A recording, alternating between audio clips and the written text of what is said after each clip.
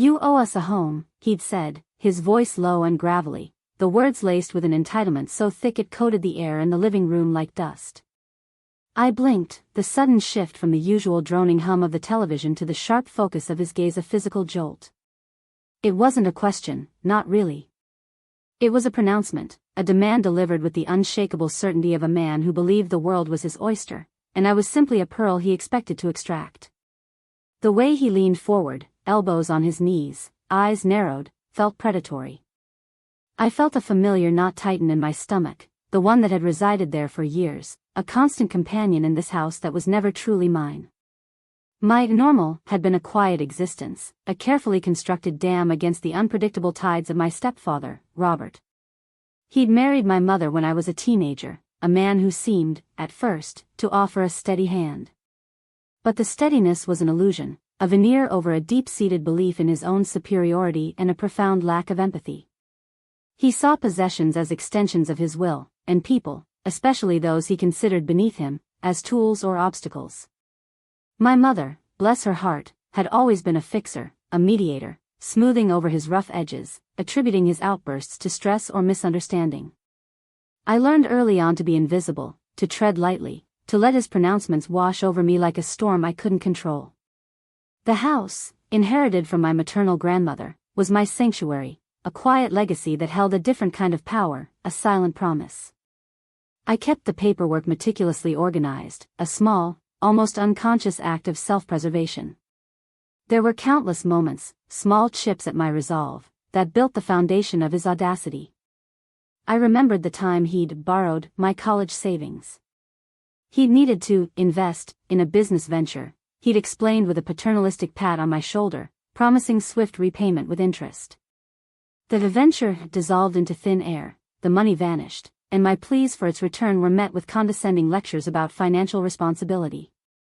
He made me feel foolish for even asking. Then there was the incident with my car. It was an old clunker, a hand-me-down from my mother, but it was mine. He'd needed it for a weekend trip, a family emergency he'd vaguely alluded to. He returned it 2 weeks later, a long, ugly scrape down the passenger side, claiming a rock kicked up by a truck. He'd offered no apology, just a shrug and a sigh, as if my distress was an inconvenience to his comfort. Each incident was a slow erosion, a subtle reminder that my boundaries were permeable, my possessions mere suggestions. He operated on a spectrum of entitlement, where his desires always superseded my rights. My silence, my tendency to retreat rather than confront, only seemed to embolden him, reinforcing his belief that I was a pushover, someone he could mold and manipulate. The weight of it all was a constant hum beneath my skin, a low-grade anxiety I'd learned to live with. The day he demanded his home began like any other Tuesday. The air outside was crisp, a hint of autumn in its bite, and the kitchen was filled with the smell of coffee and the low murmur of the news. My mother was at her book club, a rare afternoon of freedom she cherished. Robert was sprawled on the sofa, scrolling through his phone, a half-eaten bowl of cereal beside him. I was at the dining table, poring over my own work emails, the soft click of my laptop keys a counterpoint to the silence. Then, he'd spoken. "You owe us a home." I looked up, my breath catching in my throat. His gaze was fixed on me, his expression unreadable, a peculiar blend of smugness and calculation. The words hung in the air, heavy and suffocating. "What are you talking about, Robert?" I managed, my voice a little shaky. He pushed himself up, walking slowly towards me, his shadow falling over my documents. He stopped beside my chair, his presence looming. "This house. Your grandmother's house. You live here, you've been living here for years, rent-free, mind you. And now, well, now it's time for you to pay up." He let out a short, humorless laugh. "You owe us a home. We've been looking at places, and frankly, we deserve something better. Something commensurate with our efforts." Efforts? My grandmother's legacy, the very foundation of my stability, was now a collateral for his imagined financial deficit. The audacity was staggering. I felt a cold dread seep into my bones, but beneath it, something else began to stir. It wasn't anger, not yet. It was a chilling clarity. He was revealing himself, stripping away the last vestiges of the facade he'd so carefully maintained. He didn't see me as a person, or even a stepdaughter. He saw me as an asset, a resource to be exploited. He believed he had a claim, a right, to what was mine. The silence stretched, taut and unnerving. I could feel the heat rising in my cheeks, but my mind was racing, sifting through years of subtle insults and outright demands. This wasn't a negotiation, it was a declaration of war. He reached out, his hand hovering over the deed I'd left on the table, a casual gesture of ownership. "Don't worry," he said, his voice softening, a false reassurance. "We'll help you find a more suitable arrangement. But this one," he tapped the deed, "this one belongs to us now." That was it. The final straw that broke the camel's back, not with a snap, but with a deep, resonant crack that echoed in the silent house. He truly believed he had the right to dictate my life, to claim my inheritance based on nothing more than his own perceived needs. I stood up, slowly, deliberately. The knot in my stomach hadn't loosened, it had solidified into a core of ice. I met his gaze, and for the first time, I let him see the unwavering resolve in my eyes. "You're right, Robert," I said, my voice calm and steady, devoid of any emotion he could exploit. "I do owe you something." He smiled, a flicker of triumph in his eyes. He expected gratitude, an apology for my perceived ungraciousness.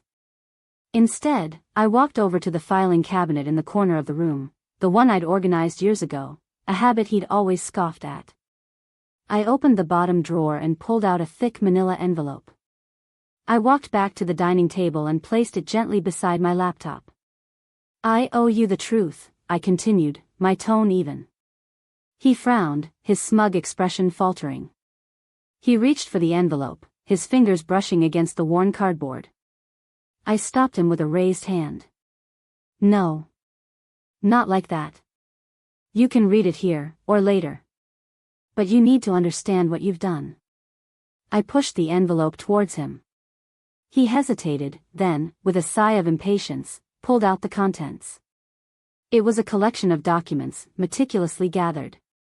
There were copies of the original deed, my grandmother's will, and crucially, a separate legal document I'd had drawn up years ago, shortly after he'd invested my college fund.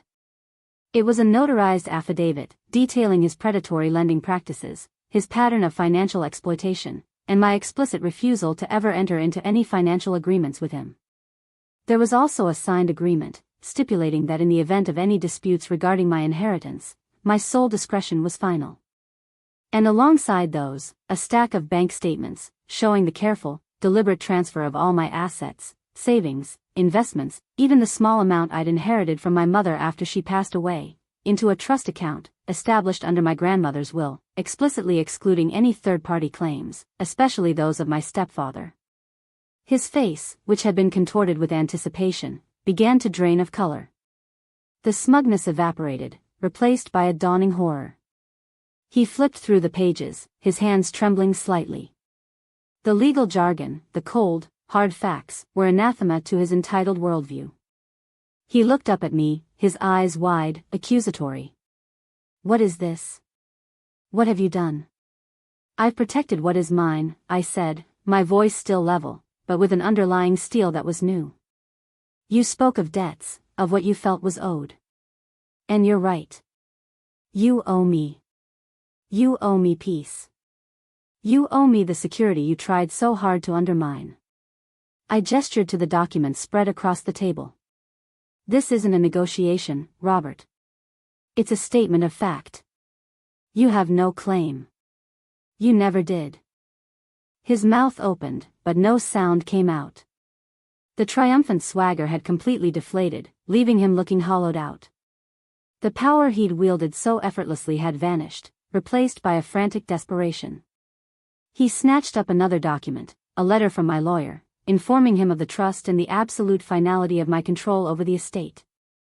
The icy calm with which I had executed my plan seemed to stun him into silence. He looked around the room, his gaze darting from the familiar walls to the deed, to me, as if searching for an escape route that no longer existed. The house, which he had so casually declared his, was now a fortress of my own making. The aftermath was a predictable storm of accusations and outrage, filtered through the distorted lens of Robert's wounded ego. My mother, initially confused, was quickly drawn into his narrative of betrayal. She called me crying, her voice thick with worry. "Honey, what did you do? Robert is beside himself. He says you've ruined him." Ruined him? I had simply secured what was mine, what was rightfully mine. Her pleas for reconciliation, for understanding, fell on deaf ears. I was beyond placating. Then came the flying monkeys. Robert's sister, Brenda, a woman who'd always been quick to align herself with her brother's more nefarious schemes, called, her voice dripping with manufactured concern. "Sweetie, Robert is devastated. He thought you loved him. How could you do this to him after all he's done? F.O. Are you? All he'd done? He'd consumed, he'd demanded, he'd belittled." Robert himself sent a torrent of texts. Angry, pleading, threatening. He demanded the deed back, threatened to expose my deceit, even alluded to legal action. But his bluster was hollow. The documents were clear, the legal precedent established. His attempts to rally support within the wider family met with polite but firm rebuffs. Most knew his reputation, his tendency to exploit anyone he could. The ultimate consequence, the one that brought me the most profound, albeit cold, satisfaction, was watching his carefully constructed facade crumble. He'd always prided himself on his financial acumen, his ability to make deals. Now, stripped of his leverage, his entitlement exposed, he was just a man who had gambled and lost. He and my mother were forced to downsize, to move into a much smaller, less desirable rental. The whispers followed them, the hushed conversations about the greedy stepson and the poor woman. I never saw Robert again. I didn't need to. The silence that followed his departure was not an absence, but a presence. A quiet, settled peace. I had taken back my life, not with a roar, but with a steady, deliberate hand. There were no grand pronouncements, no triumphant speeches. Just the quiet hum of the refrigerator, the sunlight filtering through the windows of my home, and the deep, unshakable knowledge that I had faced the storm, and emerged, not unscathed, but whole. The satisfaction was in the absolute, unyielding finality of it all. He had demanded a home, and in the end, he had lost his own.